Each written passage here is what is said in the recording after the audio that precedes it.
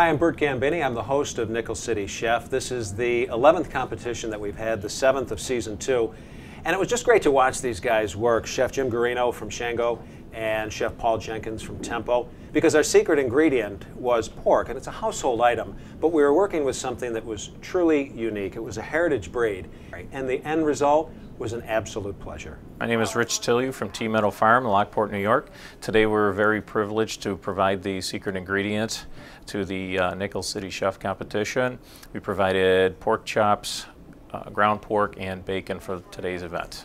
It truly is an honor to be able to know that one of our animals is going to such wonderful chefs that can do such great things with them in the Buffalo restaurants. I'm Andrew Guarino. I'm the food writer for the Buffalo News. I was a judge here today at Nickel City Chef episode 11. And I can just tell you, you don't want to be a judge. It's really hard finding meaningful differences between two chefs who are working really at the top of their game. Hi, my name is Jim Guarino, and I'm from Shango Bistro and Wine Bar. Well, today we were the challenging chef, myself and my sous chef Danielle Jakubowski, and we were fortunate enough to squeak out a close victory. Our first course today was sort of a tribute to Sunday brunch. Sunday brunch is a really important thing in New Orleans culture, and at Shango as well. We baked a green onion and black pepper biscuit, and we took the T-Meadow heritage pork, made sausage, put the sausage on top of the biscuit, topped that with some sauteed Louisiana crawfish, a poached duck egg from our friend Bonnie at Painted Meadow Farm, and we finished off the dish with a horseradish truffle oil vinaigrette, and to sort of finish, to really put it over the top, we shaved fresh truffle right over the duck egg. Hi, Paul Jenkins here from Tempo Restaurant, Nickel City Chef, in residence today at Artisan Kitchen and Bath. My first course today incorporated bacon-crusted salmon with a roasted cauliflower risotto.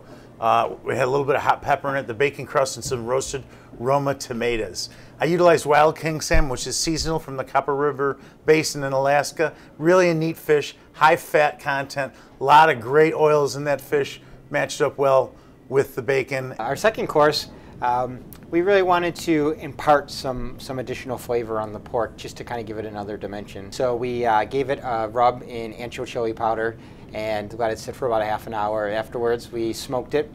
Just a real quick 5-7 minute smoke time.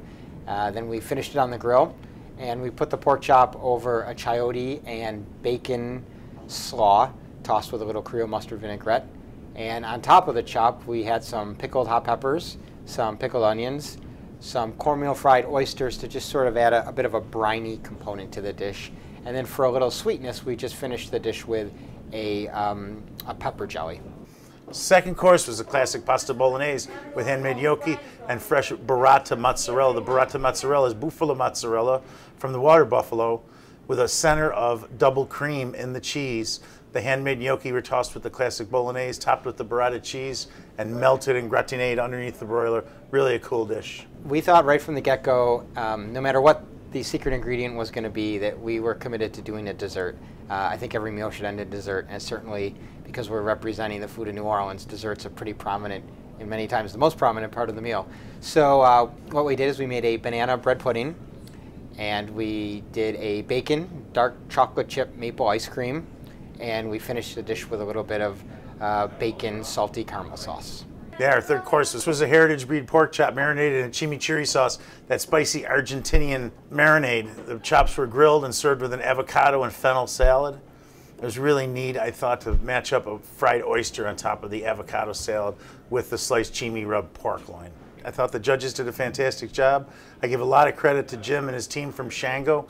You know, they stick to their guns. They're nice people. It's an independent business. They serve local fresh food, and I think it was a great day. For me, Jim from Shango had his New Orleans brunch, which was a real a tour through textures and tastes and sweet versus sour. He did a lot with that. Chef Jenkins from Tempo, he was doing his usual Mediterranean comfort food. It was delicious. It was fantastic. I think, Jim Guarino from Shango got the edge because, well, let's face it, he made bacon ice cream. And just because it's pandering doesn't mean it doesn't work. I think there's really been quite a renaissance in the last 5 years or so, both in restaurants as well as farmers and artists and food producers. Through the hard work of people like Krista, we've finally been able to bridge the gap between farmer food producers and chefs. So all of a sudden, we're sort of in this great, position of being able to have these unbelievably farm fresh, great ingredients to use.